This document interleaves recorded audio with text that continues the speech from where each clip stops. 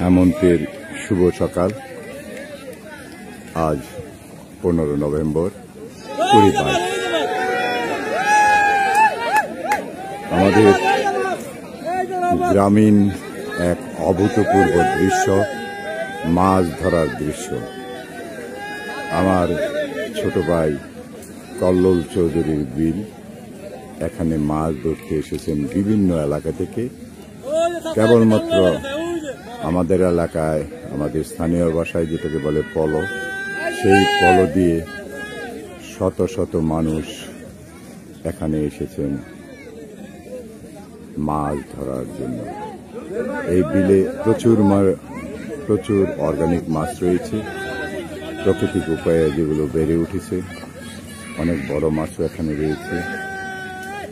তারা এখন মাছ ধরায় ব্যস্ত।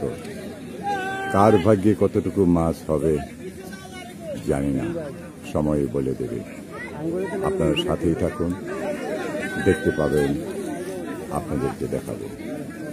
দর্শকেরও কোনো অভাব নেই, ঘাটতি নেই। দুপারে অসংখ্য দর্শক রয়েছে। আসলে এটা একটা অসাধারণ দৃশ্য, গ্রামের আনন্দ এবং অসাধারণ একটি দৃশ্য মানুষের মাঝে, যেটা ভাষায় প্রকাশ করার মতো নয়। যাই হোক, এই বিনোদনের সাথে আপনারা থাকুন। তারা এদিকে এগিয়ে আসছে, মাছগুলো লাফাচ্ছে। এই যে একটা মাছ এখানে ধরে নিয়ে এসেছে। কি মাছ এটা? এটা মৃগা মাছ। প্রথম ধরা পড়েছে, মাছ লাফাচ্ছে, হয়তো ধরা পড়বে।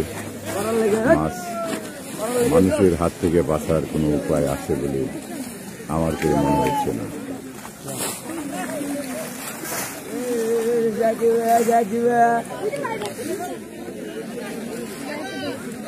মানুষের আনন্দ উল্লাস, হাত ভাঙা আনন্দ। আসলে এটা এক প্রকার নিষিদ্ধ নেশা। যারা মাছ শিকার করেন তাদের জন্য নেশা। অনেক দূর দূরান্ত থেকে তারা এসেছেন এখানে মাছ ধরতে।